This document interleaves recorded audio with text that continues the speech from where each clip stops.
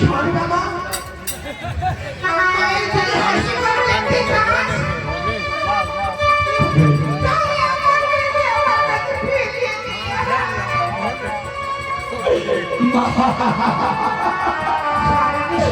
তাই ভাই আমাদেরকে পাঠাচ্ছ ওই নদীনী করে বনে ফিরাবার জন্য? সারা ঋষিকে জাগিত হয়ে আমি আমার মেয়ের জন্য ওই মানিনীর ভাত তৈরি করেছি।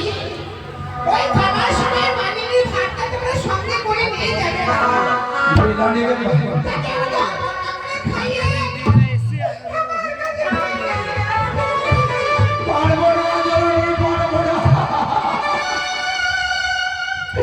যে বিলালির ভার সাজিয়েছ আমরা হচ্ছি রাজার সন্তান, তাই তো কোনোদিন মন জঙ্গলে যায়নি। কি করে যাবো আমরা ওই নদীর তীরে? নিত্যদিন যে ঠেকুনো গোয়াল আমাদের বাড়িতে দুধ দিত, তাকে সঙ্গে করে নিয়ে যেতে খাবে। আমার মেয়েকে যে কি বলতে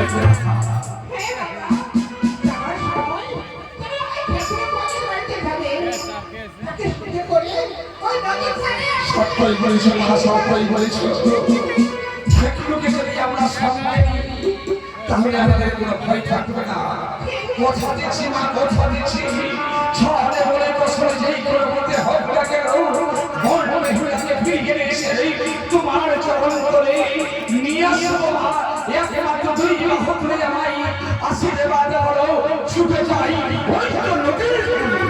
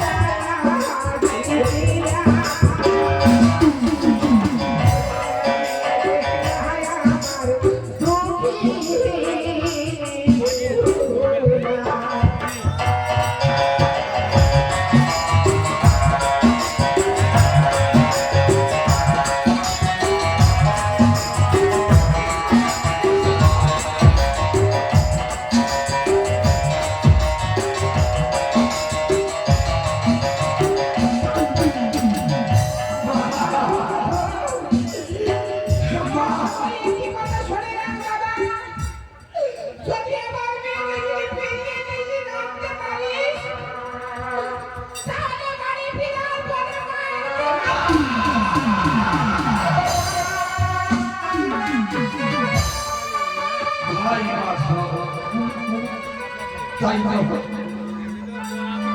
আমরা ছলে বলে বছরে যে কোনো মতে হোক না কেন মনে বিঘ্নে নদীর গোল থেকে তাই তো ফিরিয়ে নিয়ে এসেছি মায়ের আঁচলে রাখতে দিতে হবে। তবে চলো ভাই চলো আর বিলম্বের পরিচয় নেই, সামনে রয়েছে কমলপুর বাজার, এই বাজারে গিয়ে বেলানির ভাগ সাচ্ছি। যখন আমরা ক্ষেত্র গোয়ালের বাড়ি ক্ষেত্রকে সঙ্গে নিয়ে ছুটে যাবো আমরা নদীর কোলে, যে কোনো মতে হোক না কোনো আমরা বডিকে ফিরিয়ে অবশ্যই নিয়ে আসবো।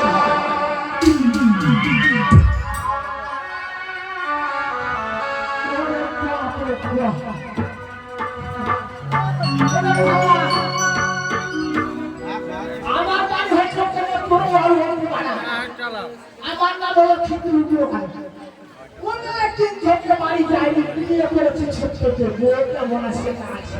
আমি ওই বিরাটের বড় আজকে কিন্তু আমি সব দুষ্ট ছেড়ে দিয়েছি, এক আমি বাড়ি যাই। दीदी मेरा उस पार है